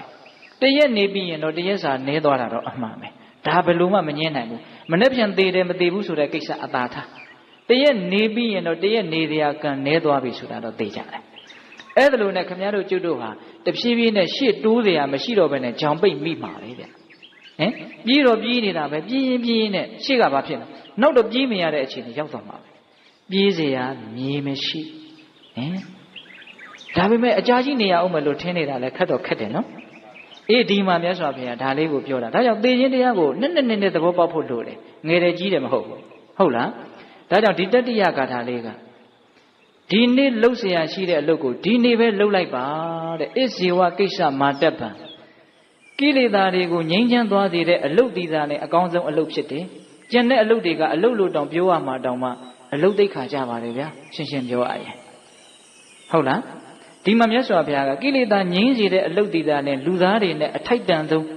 အလျော်ကန်ဆုံးအလုပ်ပဲဘာကြောင့်လို့သာသနာနဲ့တွေ့တယ်ဉာဏ်ရှိတယ်လူဖြစ်တယ်ကျန်တဲ့အလုပ်တွေဆိုတာကတော့တိဋ္ဌာန်တွေလည်းလုပ်နေတာပဲလေသူတို့ဘဝယတ္တိရေးအတွက်ကတော့ဘာမှသိကွာလာတာမဟုတ်စာဝတ်နေရေးဆိုတာလူနဲ့တိဋ္ဌာန်နဲ့သိကွာတာမဟုတ်ဘူးလေစာဝတ်နေရေးအစင်းမြင့်လုံနိုင်ုံမြတ်နဲ့လူဘဝရဲ့တန်ဖိုးနဲ့ထိုက်တန်ပြီလို့ဘယ်လို့မှပြောလို့မရဘူးအထူးသဖြင့်သာသနာနဲ့တွေ့နေတဲ့တရားဓမ္မတို့ဦးဇင်းတို့နဲ့ပိုးပြီးတော့ဒီအလုပ်တွေကိုအလုပ်လို့ပြောလို့မထိုက်တန်ဘူးသာသနာနဲ့မတွေ့တဲ့လူတွေဆိုတော့အဲ့ဒီအလုပ်မလုပ်လေဒီပြင်အလုပ်လုပ်မှာဆိုတော့သူတို့ကိုသိပြီးတော့မဝေဖန်လို့ပါဘူးဟုတ်လားသာသနာနဲ့တွေ့နေတဲ့တရားဓမ္မတို့ဦးဇင်းတို့ဒီသာလျင်ကိလေသာငြိမ်းချောင်းအလုပ်ကိုလှုပ်ချင်းဒီသာနဲ့အကောင်းဆုံးအလုပ်ကျန်တဲ့အလုပ်ဒီအလုပ်လို့ပြောရမှာတောင်ခက်အလုပ်တွေလို့သဘောပေါက်စေခြင်းဒါကြောင့်မြတ်စွာဘုရားကအာတ္တဗံကိလေသာကိုငြိမ်းချေတဲ့အလုပ်အာထုတ်ခြင်းဝရိယဆိုတဲ့အလုပ်ကိုဒီနေ့ပဲလုပ်လိုက်ပါမနေ့ပြန်ရှင်အောင်မယ်သေအောင်မယ်ဆိုဘယ်သူမှမသိပါဘူးဘာကြောင့်လဲသေเสียအကြောင်းတရားတွေအများကြီးကိုရှင်ဝယ်ပိုက်ထားလို့စာလိုတိတိကျကျပြောရရင်စစ်တီပေါင်းများစွာပိုင်ဆိုင်တဲ့သင်မင်းနဲ့ချိန်ထားတာမရှိပါဘူးတဲ့ဟုတ်လားအေးဒါလေးနဲ့ပတ်သက်ပြီးတော့ဦးဇင်းတို့ကဘယ်သုတ်တန်လေးကိုတက်တည်ထုတ်ချင်တာလဲဆိုတော့ဦးဇင်းတို့သက္ကထာဝကတန်ရုပ်ပါဠိတော်မှာအာယုသုတ်တန်ဆိုပြီးတော့ဟောထားတာရှိအာယုဆိုတာအသက်အဓိပ္ပာယ်ရတယ်ဒါတော့သိပါတယ်နော်တခါကြီးတော့ဟုတ်လားအာယုအဲ့ဒီမှာမြတ်စွာဘုရားကယဟန်တော်တွေကိုတရားဟောနေတယ်တဲ့ဇေတဝန်ကျောင်းတော်မှာဘယ်နဲ့ဟောနေသလဲဆိုတော့အပ္ပမိဒံဘိက္ခဝေမနုဿာနံအာယုဘိက္ခဝေจิตသားယဟန်တော်တို့မနုဿာနံလူသားတို့ရဲ့ဣဒံအာယုဟောဒီအသက်ဆိုတာအပ္ပံတကယ့်မှနည်းနည်းကလေးလူတွေရဲ့အသက်ဆိုတာလူသားတွေရဲ့အသက်ဆိုတာဗါတဲ့တော့နည်းနည်းလေးတဲ့တရားဓမ္မတို့ဦးဇင်းတို့ကအများကြီးလို့ထင်တယ်သုံးမကုံလောက်အောင်ရှေ့မှာအကြာကြီးကြံသေးတယ်လို့ထင်တယ်ဘုရားဘယ်လိုပြောနေတာလဲအသက်ဆိုတာနည်းနည်းလေးတဲ့နော်အပ္ပမိဒံဘိက္ခဝေမနုဿာနံအာယုကမဏီယောတံပရာယောတမလွန်ခရီးကိုတေချာပေါက်သွားရလိမ့်မယ်ကမဏီယောတံပရာယောတမလွန်ခရီးကိုတေချာပေါက်သွားရမယ်တဲ့ဘာဆက်ပြောတော့ကတ္တဗံကုတလံစရိတဗံဗြမစရိယံနတ္တိဇာတတအမရဏံကုတလံကောင်းတဲ့အမှုကိုကတ္တဗံပြုတိုက်ကုန်၏ဗြမစရိယံမြတ်တဲ့အကျင့်ကိုစရိတဗံဤကျင့်သုံးတိုက်ကုန်၏နှစ်ချက်တိုက်တွန်းတယ်နော်အသက်ဆိုတာတူတူလေးနည်းနည်းလေးသေချာပေါက်တမလွန်ခရီးကိုသွားရမယ် ဒါလေးပိုင်းနေတဲ့အချိန်ကလေးမှာနှစ်ချက်တိုက်တွန်းတယ်ကောင်းမှုကိုပြုပါမြတ်သောအကျင့်ကိုကျင့်ပါတဲ့ပိဋကပြောကြည့်စမ်းပါဗျာကောင်းမှုကိုပြုပါမြတ်သောအကျင့်ကိုကျင့်ပါဘာကြောင့်ကောင်းမှုကိုပြုပါလို့တလုံးနဲ့မပြောရသလဲဘာကြောင့်မြတ်သောအကျင့်ကိုကျင့်ပါလို့ဒီတစ်ခုတည်းမပြောရသလဲဒါမစဉ်းစားသင့်ဘူးလားစဉ်းစားသင့်တယ်ကောင်းမှုကြတော့တန်တရားတွေနဲ့ချီးပြီးတော့နေရအောင်ပါလေဒါနတွေသီလတွေဘာဝနာတွေပြုမြတ်သောအကျင့်လည်းကျင့်ဝိပဿနာတရားတွေကျင့်နော်နှစ်မျိုးပြောတာနော်ပြည့်စုံအောင်ပြောတာနော်ကတ္တဗံကုတလံကောင်းမှုကိုကတ္တဗံပြုတိုက်ကုန်၏ဗြဟ္မစရိယမြတ်တဲ့အကျင့်ကိုစရိတ္တဗာနေကျင့်သုံးတိုက်ကုန်၏နတ္ထိဇာတတ္တအမရဏံဇာတတ္တမွေးဖွားလာသောတတ္တဝါအမရဏံမသေးဘူးဆိုတာနတ္ထိမရှိနိုင်ဘူးမွေးဖွားလာတဲ့တတ္တဝါမသေးဘူးဆိုတာဘယ်နည်းနဲ့မှမဖြစ်နိုင်ဘူးတဲ့သေချာပေါက်သိမှာပဲတဲ့အင်မတန်ရိုးတဲ့တရားပါတခါကြီးများဟုတ်လားမွေးဖွားလာတဲ့တတ္တဝါသေချာပေါက်သိမယ်တဲ့ဘာဆက်ပြောတော့ဆိုတော့မြတ်စွာဘုရားကရုဏာကြီးကြောင်းအင်မတန်ပေါ်လွင်တယ်ယောဘိခဝေရှိရန်ဇိရတိသောဝတ္တတတအပံဝါဘိညောဘလောက်ဖိတ်အသက်ရှိပါတယ်ပြောတဲ့ချစ်သားတို့အလွန်ဆုံးနေရာမှာတရားပူနေနေပေါ်တဲ့မြတ်စွာဘုရားကတခါကြီးဒီမိုင်များအလွန်ဆုံးနေရာမှာတရားပူရင်နေနေပေါ်အဲ့ဒီရောက်တော့သေချာပေါက်သိမှာနော်အဲ့ဒီလိုမြတ်စွာဘုရားကအဲ့ဒီလိုအသက်နဲ့ပတ်သက်ပြီးတော့ဒေသနာတော်ကိုယဟန်တော်တွေကိုဟောနေတာအဲ့ဒီဟောနေတဲ့အခိုက်မှာဘယ်သူရောက်လာလဲဆိုတော့မာနရောက်လာတယ်မာနကတန်တရားထွက်ရလန်ကြိုးစားတဲ့ပုဂ္ဂိုလ်ကိုသူကသူ့ရန်သူပဲသူကမထွက်စေခြင်းဘူးတန်တရားထဲမှာကျင်လည်ဖို့ဆိုရင်သူကောင်းကောင်းအားပေးတယ်ဟုတ်လားအခုလည်းရှိတာပဲဗျမာနကသူ့ရဲ့လက်အောက်ငယ်သားတွေလည်းအများကြီးပဲတန်တရားထွက်ဖို့လုပ်ပြီဆိုရင်တော့တစ်ခုမဟုတ်တစ်ခုအနှောင့်အယှက်တစ်ခါတလေကြုံရတတ်တယ်နော်တကယ်ကြီးမိုက်ပြထားပါတော့အခုအဲ့ဒီမာနကအဲ့လိုမြတ်စွာဘုရားကြီးရောက်လာပြီးတော့မကောင်းတဲ့စိတ်သဘောထားတွေနဲ့ယဟန်တော်တွေကိုအာယုံနောက်အောင်ပေါ့ဗျာခေတ်စကားလေးနဲ့ပြောရရင်ဟုတ်လားဂါထာလာရွတ်တာသူရွတ်တဲ့ဂါထာကမာနရွတ်တာဆိုတော့တေချာပေါက်ကောင်းမှာမဟုတ်ပါဘူးလို့တခါကြီးမိုင်များစဉ်းစားပြီးတော့ပြောမယ်မာနရွတ်တာကိုဘယ်ကောင်းမှာလဲဒါပေမဲ့တိုက်ဆိုင်ခင်ဗျားတို့ကျုပ်တို့သဘောထားနဲ့တော်တော်ကြီးတူနေတယ်အဲ့ဒါလိုပြောတော့နာတော့မနာကြနဲ့ပြီးရင်တူမတူဆိုတာသိရလိမ့်မယ်ဟုတ်လားမာနရွတ်တဲ့ဂါထာကဘယ်သူနဲ့တူနေတော့တရားဓမ္မတို့ဦးဇင်းတို့ရဲ့သဘောထားကလေးနဲ့ချွတ်စွတ်ပဲတူသလားပုဂ္ဂံတိကပဲလားဆိုတော့ပြီးရင်တခြားစဉ်းစားကြည့်နော်တရားကြီးဟုတ်လားမာနကဘာရွတ်ပြတော့ဆိုတော့ဒီဃာယုကမနုဿာနနနဟိလေသူပောရိသောစရိယခေရမတောဝနတ္ထိမစ္ဆုတာအာဂမောအဓိပ္ပာယ်ကဘာပြောတာတော့ဆိုတော့မနုဿာနံလူသားတို့ရဲ့အာယုအသက်ဆိုတာဒီကတကယ့်ကိုမှအရှိကြီးပဲလူတွေရဲ့အသက်ဆိုတာအကြာကြီးနေရမှာပါအခုလောလောဆယ်မသေးသေးပါဘူးပိဋကလောလောဆယ်မသေးသေးပါဘူးဆိုတဲ့အမြင်ရှိမရှိဗျာဘလောက်ထိမှန်းထားတော့ဒကမာကြီးတွေဘလောက်ထိမှန်းထားတော့မာနပြောတယ်လို့ဒီကပဲလားအရှိကြီးမှန်းထားတယ်မဟုတ်လားဒါဥစဉ်ကကြိုက်ဒကာကြီးများကိုပြောရတာအားနာပါလေဗျာကျုပ်ကိုကျုပ်ပဲပြောပါတော့မယ်ဥစဉ်လည်းအနည်းဆုံး80လောက်တော့နေရမယ်လို့မှန်းထားကဲဘယ်သူနဲ့တူနေတော့မာနပြောတာနဲ့တူဟုတ်လားဒီမှာမာနကပြောတယ်နော်ဒီဃာယုကံမနုဿာနံလူတွေရဲ့အသက်ဆိုတာအရှိကြီးပဲတဲ့ဘာဆက်ပြောတော့ဆိုတော့သူပေါ်ရသောဉာဏ်ကြီးတဲ့ပုဂ္ဂိုလ်သည်နံထိုအသက်ကိုနဟီလေယမကဲ့ရဲ့မရှုံချရအသိဉာဏ်ရှိတဲ့လူကအသက်ကိုအပြစ်မတင်သင့်ဘူးတဲ့ဘယ်သူအယူဆတော့မာနရဲ့အယူဆလူတွေကဘယ်လောက်ထိအသက်ကိုအပြစ်မတင်တယ်လဲဆိုတော့သေတဲ့အကြောင်းကြားကိုမကြားခြင်းဘူးသေတဲ့အကြောင်းပြောလို့ရှိရင်ဘာပြောတော့မင်္ဂလာမရှိချက်သေးမရှိမနဲ့စောစီဘာတွေလာပြောတာလဲဘယ်သူအယူဆနဲ့တူနေတာမာနယူဆဆွတ်ပဲလားနော်ဒီဃာယုကမနုဿာနနဟိလေသူပောရိသောဉာဏ်ရှိတဲ့လူဟာအသက်ကိုမကဲ့ရဲ့သင့်ဘူးမရှုံချသင့်ဘူးတဲ့ဒါမှနဲ့ယူဆနော်ဘာဆက်ပြောတော့ဆိုတော့ဥပမာလေးနဲ့တောင်ပြောတယ်ဗျာသူကလည်းဉာဏ်ရှိတာပေါ့ဗျာမာနကလည်းဘာပြောတော့ဆိုတော့ခိရမတောဝနွားတို့ကိုတောက်ပြီးတော့ရစ်နေတဲ့စိန်ကြနေတဲ့ကလေးကဲ့သို့စရိယကျင့်သုံးရ၏အနှစ်နဲ့ပြည်စုံတဲ့မလိုင်ဘက်တွေနဲ့ပြည်စုံတဲ့နွားတို့တွေတောက်ပြီးတော့ဟုတ်လားစိန်ကြပြီးတော့ရစ်နေတဲ့ကလေးလိုကျင့်ရမယ်တဲ့ကျင့်မကျင့်ဗျာ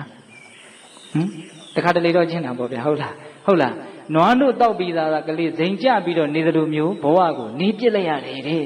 မာနကပြောတာနော်အဲ့တော့ဒကာဓမ္မတို့ဦးဇင်းတို့ဒီခါလေးဘဝမှာတကယ်ရင်မှုပြီးတော့ကိုယ့်အကိုตายရပြီးတော့ဒါတိကိုယ့်အကိုရင်မှုတယ်လို့တော့မထင်ဘူးပေါ့ဒါပေမဲ့လို့နေချင်းသေးတယ်ဘဝမှာနေရတာမပြင်းပါဘူးဘာဖြစ်နေအောင်ဆိုဘဝတဏှာဟုတ်လားနွားတို့နဲ့ရစ်နေတဲ့ကလေးနဲ့တခါတလေတူးနေတယ်မဟုတ်လားအဲ့ဒါမာနကပြောတာနွားတို့တောက်ပြီးတော့ရစ်နေတဲ့ကလေးလိုကျင့်ရမယ်တဲ့နောက်ထပ်ဘာဆက်ပြောလို့ဆိုတော့နတ္ထိမစ္ဆုတအာဂမောသိခြင်းတရားကတော့လောလောဆယ်ရောက်မလာသေးပါဘူးတဲ့ဟုတ်လားမစ္ဆုတသေမင်းရဲ့အာဂမောရောက်လာတယ်ဆိုတာနတ္ထိမရှိပါဘူးသေမင်းကြီးရောက်မလာပါဘူးဒါလည်းနည်းနည်းတော့တူတယ်လို့ထင်တာပဲဟင်တခါကြီးတို့ရအဲ့ဒီလိုမြတ်စွာဘုရားကိုတန်ဃာတော်တွေတရားဟောနေတဲ့အခိုက်မှာမာနကအဲ့ဒီကာထာလာပြီးတော့ရွတ်ပြအဲ့ဒီလိုရွတ်ပြတော့မြတ်စွာဘုရားကပြန်ပြီးတော့တုံ့ပြန်ရတာဘောဗျနော်အဲ့ဒီမှာမြတ်စွာဘုရားကမာနရဲ့အယူအဆနဲ့ဆန့်ကျင်ဘက်တရားဓမ္မတို့ဥရှင်တွေကြိုးစားပြီးတော့နှလုံးသွင်းရမယ်သဘောထားကလေးကိုမြတ်စွာဘုရားရွတ်ပြတယ်အပမိဒံအပါယုကမနုဿာနံဟိလေယနံသူပောရိသောစရိယာဒိဋ္ဌမတောဝနတ္ထိမေဇုတ္တနာဂမောဘာပြောတာတော့ဆိုတော့မနုဿာနံလူတို့ရဲ့အာယုအသက်ဆိုတာအပံတကယ်မှနည်းနည်းလေးသူပောရိသောဉာဏ်ကြီးသောပုဂ္ဂိုလ်သည်နံထိုအသက်ကိုဟိလေယကဲ့ရဲ့ရှုံချရ၏အသက်ကိုဘာလို့ရမှာလဲတော့ကဲ့ရဲ့ရှုံချရမယ်အသက်ဆိုတာနည်းနည်းလေးသေစရာအကြောင်းတွေအများကြီးရှိနေတဲ့အတွက်ကြောင့်အသက်ကိုရှုံချရမယ်ဥပမာတစ်ခုပြောမယ်ဒီဖန်ခွက်ကလေးဝဲလာတယ်ဟာခဏလေးမင်းကိုးကျင်တဲ့ချိန်ကွဲမှာပဲဆိုရင်ဒီဖန်ခွက်ကိုကောင်းတယ်လို့ပြောမလားမကောင်းဘူးလို့ပြောမလားမကောင်းဘူးလို့ပြောမယ်ဆိုကြမှာဆိုအဖို့တန်တဲ့ပစ္စည်းကွန်ပျူတာပစ္စည်းဝယ်မလာမယ်ဘာအာမခံချက်မှမပါဘူးဟေးမင်းကိုဘာအာမခံချက်တစ်နှစ်လည်းမပေးဘူးနှစ်နှစ်လည်းမပေးဘူးပြည့်ချင်တဲ့ချိန်ပြည့်မှာပဲကွာဆိုရင်အာမခံချက်ပေးတဲ့ပစ္စည်းတော့တန်ဖို့မထားအလကားအဲ့ဒီကောင်အဲ့ဒီပစ္စည်းအဆင်မရှိဘူးလို့အဲ့ဒီပစ္စည်းကိုစိတ်ထဲကကဲ့ရဲ့တဲ့သဘောရှုံချတဲ့သဘောမျိုးမသက်ရောက်ဘူးလားဒါကိုအထင်မကြီးဘူးဘာကြောင့်လဲဆိုတော့အချိန်မရွေးပြတ်သွားနိုင်လို့ပစ္စည်းကြတော့အချိန်မရွေးပြတ်နိုင်တဲ့အတွက်ကြောင့်တန်ဖိုးမထားဘူးဆိုရင်ဒီအသက်ကြီးကတော့အချိန်မရွေးမပြတ်နိုင်ဘူးလားအဲ့ဒါကြတော့ဘလို့ဖြစ်နေတယ်အများကြီးတန်ဖိုးထားနေတယ်မကဲ့ရဲ့နိုင်ဘူးမရှုံချနိုင်ဘူးဒါကြောင့်မြတ်စွာဘုရားကဉာ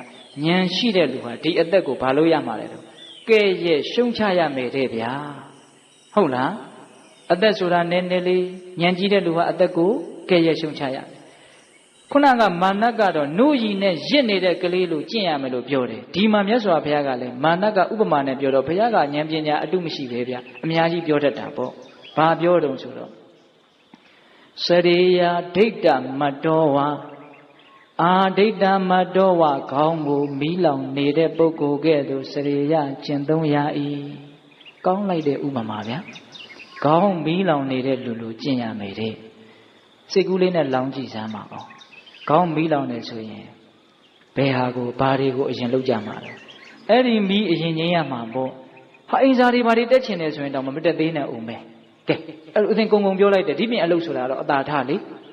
ခေါင်းမီးလောင်နေတယ်ဆိုရင်ဘာအရင်လုပ်ရမှာလဲအဲ့ဒီမီးကိုအရင်ငြိမ်းရမှာပဲသူ့ထက်အရေးကြီးတဲ့အလုပ်ဘာမှမရှိဘူးအဲ့ဒီလိုပဲလူဘဝရလာတဲ့အခိုက်မှာခေါင်းကိုမီးလောင်တဲ့လူလိုကျင့်ရမယ်ဆိုလိုတာကမြင့်မြတ်စင်ကြယ်တဲ့အကျင့်ကိုတကယ့်ကိုအရေးတကြီးကျင့်ရမယ်ဦးဇင်းတို့မလိုက်နိုင်နေပါဘူးเนาะတခါကြီးမိုင်းမြဟုတ်ရလားဒါပေမဲ့လို့ကြီးညိုစရာကောင်းလွန်းလို့တစ်ခါနှလုံးသွင်းမယ်ဆိုရင်ပီတိတွေဖြစ်เสียကောင်းလွန်းလို့ဦးဇင်းတို့ဒါလေးကိုပြောပြတယ်ဟုတ်လားစရိယာဒိဋ္ဌမတောဝခေါင်းမီးလောင်သူကဲ့သို့ကျင့်ရမယ်တဲ့နတ္ထိမေဇုတ္တနာဂမောမေဇုတ္တသေမင်းရဲ့နာဂမောရောက်မလာဘူးဆိုတာနတ္ထိမရှိနိုင်ဘူးဝါရောက်လာမယ်ပေါ့သေမင်းရဲ့မလာဘူးဆိုတာမရှိနိုင်ဘူးတဲ့မလာမနေလာကိုလာလိမ့်မယ်အဲ့ဒီလိုမြတ်စွာဘုရားကဟောတာဟုတ်လားဒါကြောင့်မလို့ဦးဇင်းကခုနတုန်းကဗတ္တိကရတ္တသုတ်တံရဲ့တတိယဂါထာလေးကိုဒါလေးနဲ့ပေသက်ပေါင်းသူတော်ကောင်းတို့ကိုဘ ഹു တုတ္တလည်းဖြစ်စေခြင်းလို့ချဲ့ပြတာနော်အဲ့ဒီမှာမာနမျက်နှာမသာမယာဖြစ်ပြီးတော့သူ့နဲ့ပြည်သူပြန်သွားတာဟုတ်လားတရားဓမ္မတို့ဦးဇင်းတို့အတွက်ကတော့အမျက်ကြံရစ်တာပေါ့ဗျာမာနကြီးတောင်ကျေးဇူးတင်ရမလို့မျိုးပေါ့ဟုတ်လားအေးဒါကြောင့်မြတ်စွာဘုရားကဒီဗတ္တိကရတ္တသုတ်တံမှာဒီနေ့လှုပ်เสียရှိတဲ့အလုပ်ကိုဒီနေ့ပဲလှုပ်လိုက်ပါမနေ့ပြန်ရှင်းအောင်မယ်လို့မပြောနိုင်ဘူးဟုတ်လား ဘာကြောင့်လဲဆိုတော့သေခြင်းတရားပေါင်းမြောက်များစွာဆက်ဆံနေတဲ့ဒီခန္ဓာကိုယ်ကြီးဖြစ်နေတဲ့အတွက်ကြောင့်ပဲတဲ့နော်အဲ့ဒါတတိယဂါထာဟုတ်လားအချိန်ကတော့ကွက်တိပဲဗျာနော်နောက်ထပ်တစ်ဂါထာကြံသေးတယ်နော်အဲ့ဒီဏိဂုံးချုပ်ဂါထာလေးဦးဇင်းတို့ဆက်ပြီးတော့သွားရအောင်ဧဝံဝိဟာရိအာတာပိအဟောရတမတ္တန္တိတောတံဝေပတ္တိကာရတောတိတံတောအာစိတ်ခတိမုနိဧဝံဤကဲ့သို့အဟောရတမတ္တန္တိတောနေနေညညမပြင်းရှိပဲအာတာပိလုံးလာဝရိယနဲ့ပြည့်စုံသည်ဖြစ်၍ဝိဟာရိနေလေရှိသောပုဂ္ဂိုလ်ကိုဝိဟာရိနေလေရှိသောပုဂ္ဂိုလ်ကိုတန်တော်ဘုရားစားရှိသောသူတော်ကောင်းတို့သည်ဗတ္တိကာရတောတိကောင်းသောညတညရှိသောပုဂ္ဂိုလ်ဟူ၍ဝါကောင်းသောညရှိသောပုဂ္ဂိုလ်ဟူ၍အာဟုမိန်ကြတော်မူကြလေကုန်မည်ခုနတုန်းကဤစနစ်ကလေးအဲ့ဒီနှလုံးသွင်းမျိုးလေးနဲ့နေနေညညမပြင်းရှိပဲနဲ့ဒါလေးကလည်းအရေးကြီးတယ်နော်နေနေညညမပြင်းရှိပဲနဲ့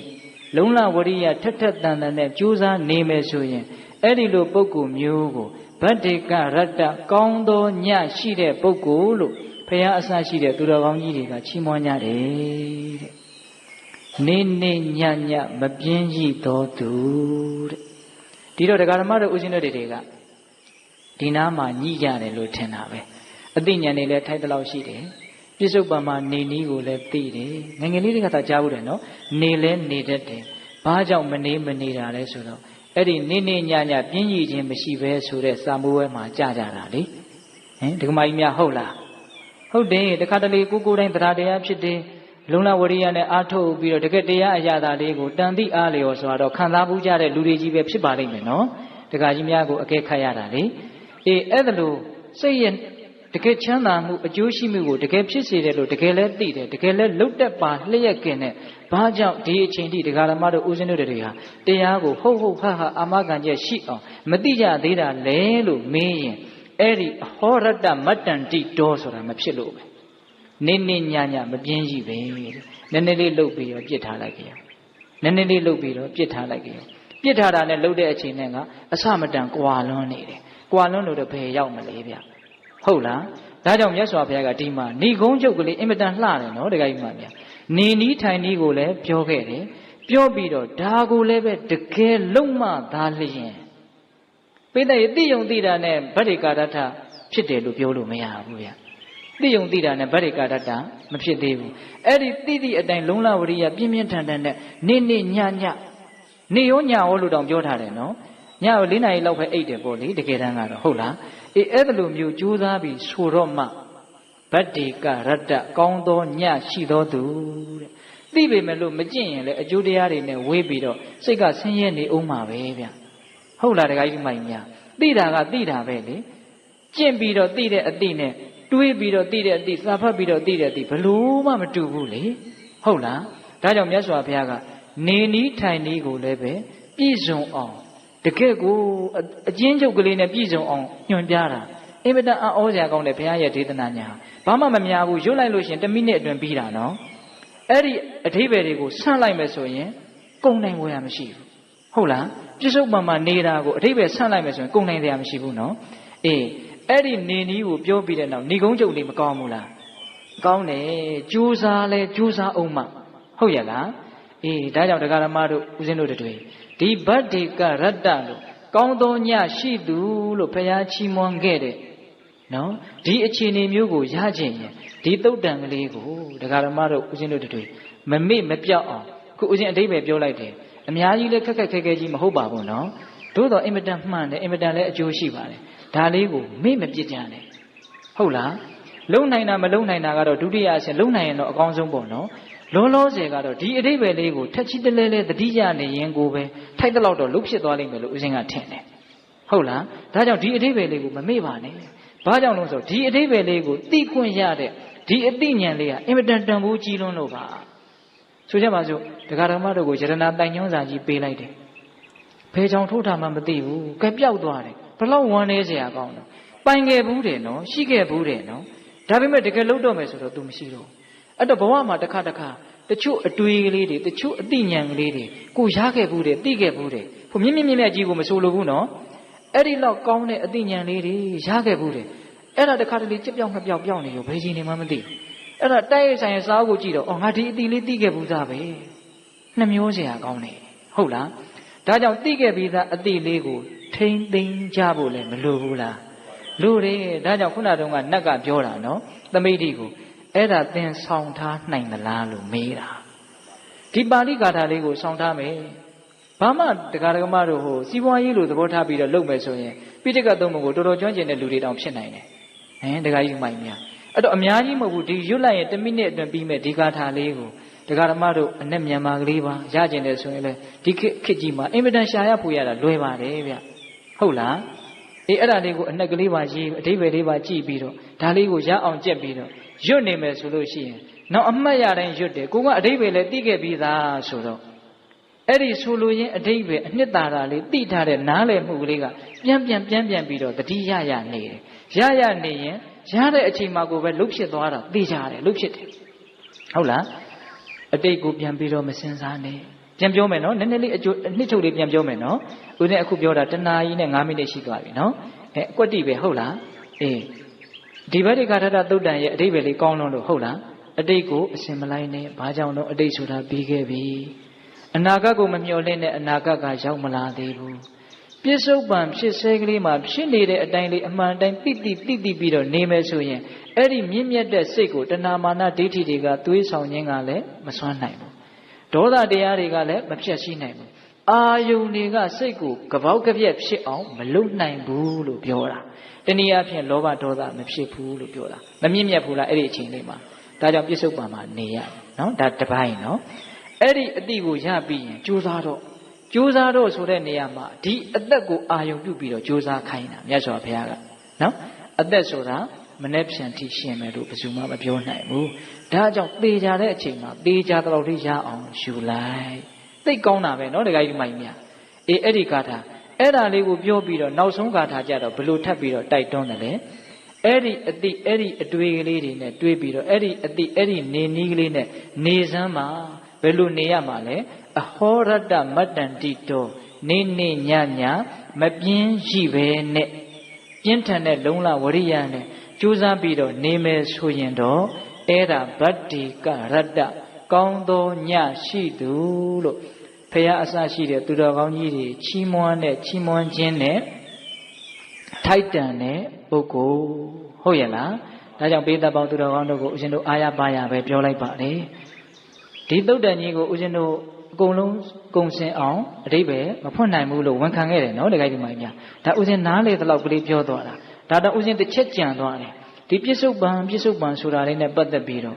့ကျမ်းဂန်တွေထဲမှာဗာနဲ့ဥပမာပေးလို့ဆိုလှဲဘိန်းနဲ့ဥပမာပေးတယ်ဒါလေးဦးဇင်းပြောဖို့မေ့သွားတယ်ဆိုကြပါစို့လှဲဘိန်းကြီးတစ်ဘိန်းကတ္တရာလမ်းပေါ်လိမ့်နေတယ်မြင်းကြည့်စမ်းပါမျက်စိနဲ့အဲ့ဒီဘိန်းကြီးအကြီးကတ္တရာလမ်းပေါ်မှာလိမ့်နေတယ်နော်အဲ့ဒီဘိန်းနဲ့ကတ္တရာလမ်းနဲ့တကယ်ထိတဲ့ဧရိယာဘယ်လောက်ချိန်မလို့ကျင်းလေးနော်တလက်မတကယ်လမ်းကမှန်လို့ပြောင်းနေတယ်ဆိုရင်တော့တလက်မလောက်ပဲရှိလိမ့်မယ်နဲ့တူတယ်နော်အဲ့ဒါလိမ့်ပြီးတော့လွတ်သွားပြောမလိမ့်သေးတာနဲ့ထပ်ပြီးတော့ထိပြန်ရောဟုတ်လားဟောလိမ့်ပြီးသားလေးထိပြီးသားလေးကလွတ်သွားပြန်ရောနောက်ထပ်မထိသေးတာလေးကထပ်ပြီးတော့ထိပြန်ရောဒါနားလေအောင်ဥပမာပေးကြတာပညာရှိကြီးတွေကဟုတ်လားအဲ့ဒါနဲ့အင်မတန်တူတယ်အခုပြစ္ဆုတ်ပံအခုပြီးတာနဲ့မရှိတော့ဗျာမို့နောက်ထပ်အခုတစ်ခုကရောက်လာပြန်ရောနောက်ထပ်အခုတစ်ခုကရောက်လာပြန်ရောအရင်အခုကပျောက်သွားပြန်ရောအဲ့ဒီနောက်ထပ်ရောက်လာတဲ့အခုဆိုတာကပြစ္ဆုတ်ပံဆိုတဲ့ယုံနံကပြစ္ဆုတ်ပံဆိုတာယုံနံကိုရည်ရွယ်ပြောတာနော်အဲ့ဒါဘယ်ကရောက်လာတာလဲဆိုတော့မိုးဘောကကြလာတာလည်းမဟုတ်ဘူးဒီစိုးစောကဖြစ်သွားတဲ့ယုံနံတွေကအကြောင်းဆက်ပြီးတော့နောက်ထပ်ဖြစ်ပေါ်အောင်သူကလုတ်ပေးထားခဲ့တယ်လို့ပဲပြောကြပါစို့ဟုတ်လားနော်အနန္တရပစ္စည်းတို့ပဋ္ဌာန်းနေလေ့လာကြည့်ရင်ဒါသိနိုင်တယ်နော်သူကမရှိသောအဖြစ်လည်းကျေးဇူးပြုတဲ့နတ္ထိပစ္စည်းဟောပေါ့ဟုတ်လားသူပျောက်သွားတဲ့အတွက်ကြောင့်နောက်ဟာကရောက်လာတာဟုတ်လားသူအရှိကယုံနံကအကြောင်းခံပြီးတော့နောက်ကယုံနံကတောက်လျှောက်ရောက်လာတယ်အဲ့ဒီနောက်ကရောက်လာတဲ့ယုံနံကဟိုနားလေးကနေထိုင်ပြီးတော့ဟိုကောင်ပြက်သွားရင်ငါဝင်မယ်ဆိုပြီးတော့စောင့်နေတာလည်းမရှိဘူးအင်ပတန်ဆန်းကျယ်တဲ့ယုံနံသဘာဝတရားတွေဒါတွေကိုသဘောပေါက်ရင်သဘောပေါက်တဲ့လောက်ဒကာဓမ္မတို့ဦးဇင်းတို့ရဲ့ဘောဟာငြိမ်းချမ်းမှုရမယ်ဟုတ်လားဒါကြောင့်အဲ့ဒါလေးကိုဦးဇင်းကပြောဖို့မေ့သွားလို့ တခါကြီးကတရားကိုတော်တော်မြတ်နိုးတဲ့သဘောရှိလို့ဦးဇင်းကပြောပြတာဟုတ်လားအဲ့ဒီတော့လဲပိန်ကလေးမျက်စိနဲ့မြင်ပါစေနော်တခါကြီးမိုက်များတကယ်ထိနေတဲ့အခိုက်အတန့်လေးဟာဣရိယာလေးဟာကျင်းချင်းလေးဒါကြောင့်ဘဝမှာတကယ်နေရတယ်ဆိုတဲ့အချိန်လေးကတကယ်နည်းနည်းလေး2စက္ကန့်တောင်တစ်ပြိုင်နဲ့မရဘူး1စက္ကန့်တောင်တစ်ပြိုင်နဲ့မရဘူးခုမီလီစက္ကန့်နဲ့ဟုတ်လားနော်အပြည့်ပြိုင်တဲ့လူတွေကြည်တယ်သိတယ်မဟုတ်လားတခါကြီးတို့နော်1စက္ကန့်ကိုအပိုင်းပေါင်းများစွာပိုင်းလို့ရတယ်နော်ဒီမှာကျမ်းဂန်နေတဲ့ကတော့အင်မတန်ခက်မိပါတယ်ဗျာပေးထားတာသောသောကဥစဉ်ပြောခဲ့တယ်ပုတ်ဆောက်ဖျားပေါ်မှာမုံညင်းစေတင်တာဘလောက်ကြအောင်နေမလားဘလောက်မှမကြဘူးလေဒီဆိုတော်ဘုရားကြီးပေးတဲ့ဥပမာကိုလည်းကြုံတုံးပြောလိုက်ခြင်းသေးတယ်သူကဘာပြောတော့ဆိုစာရွက်100လောက်1000လောက်ရှိတဲ့စာအုပ်အထူကြီးနော်အဲ့ဒါကိုချပြီးတော့အင်မတန်ထက်တဲ့တန်ချောင်းတစ်ချောင်းစို့တစ်ချောင်းတင်ပြီးတော့10ပေါင်တူနဲ့ဒိုင်းဆိုထုချလိုက်ဒိုင်းဆိုတာနဲ့တခါတည်းပေါက်သွားတာပဲဒိုင်းဆိုပေါက်သွားအရွက်1000လုံးပေါက်သွားတာနော်အဲ့ဒီအရွက်1000ပေါက်တဲ့နေရာမှာပေးသက်တို့စဉ်းစားကြည့်အဲ့ဒီအရွက်1000ဟာတပြိုင်နက်တည်းပေါက်သွားတာလားဒကမာကြီးတွေတပြိုင်နက်တည်းပေါက်တာလားဒိုင်းဆိုပေါက်တော့ပေါက်သွားတာပဲနော်ဒါပေမဲ့တပြိုင်နက်တည်းပေါက်တာမဟုတ်တရွက်ပြီးမှတရွက်ပေါက်တာဘလောက်မြန်နော်တရွက်ပြီးမှတရွက်ပေါက်တာနော်မြင်တယ်တော့ဒါညံအလုပ်ဒါကိုတက်တည်ပြစရာမလိုဘူးညံကတက်တည်ပဲတကယ်တမ်းကတော့ဟုတ်လားဒါပေမဲ့ဘလို့လေးပြီးသွားတယ်ဆိုအခုခေတ်ကတော့ပစ္စည်းတွေကတိတ်ပြီးတော့စမ်းကြဲတော့ဟိုဗီဒီယိုအောက်ဆက်မျိုးတွေနဲ့စနိုးလေးနဲ့ရောက်ကြည့်ရင်ဒါသိတာပါပဲဟုတ်လားအဲ့လိုပဲကိုယ့်ရဲ့ယုံနံကိုလည်းပဲအဲ့လိုအနှေးကလေးနဲ့တစ်ခါတလေကြည့်ကြည့်ပေါ့ဟုတ်လားတစ်ခါတလေအမြန်နဲ့ကြည့်ရင်လည်းကြည့်ပေါ့ဘဝမွေးတယ်နေတယ်သေတယ်မြန်တာမှာကောကျန်တာဘာမှပြောမနေနဲ့ဟုတ်လားအဲ့ဒီတော့ဘဝမှာတကယ်နေရတဲ့အချိန်ဟာတကယ်နည်းနည်းလေးအဲ့ဒီနေရတဲ့အချိန်လေးကိုသဘောပေါက်ဖို့လိုတယ်အခုနေရတဲ့အချိန်ကိုမျက်ွယ်ပြုတ်ပြီးတော့နေခဲ့ပြီးသားမရှိတော့တာနဲ့အချိန်ကုန်တယ်မနေရသေးမရှိသေးတာနဲ့အချိန်ကုန်တယ်ဘလောက်လွဲတယ်လဲဒါဦးဇင်းတို့လည်းလွဲနေတာပဲနော်အဲ့ဒါကိုလွဲတာတွေကိုနည်းနည်းတဲ့သွားအောင်ဟုတ်လားဒီသုတ်တန်လေးကိုအရာကျက်ဒီအဓိပ္ပာယ်တွေကိုမေ့မပြစ်နဲ့ဒါလေးကိုဆောင်းထားဟုတ်လားဆောင်းထားပြီးတော့တကယ်လိုက်နာကျင့်သုံးမယ်ဝရိယနဲ့တကယ်ကြိုးစားမယ်ဆိုရင်တော့အဲ့ဒါပါလေဗတ္တိကရတ္တကောင်းသောညရှိသူတဲ့အဲ့ဒါလို့မနေပါဘဲနဲ့အတိတ်နဲ့အနာဂတ်ကို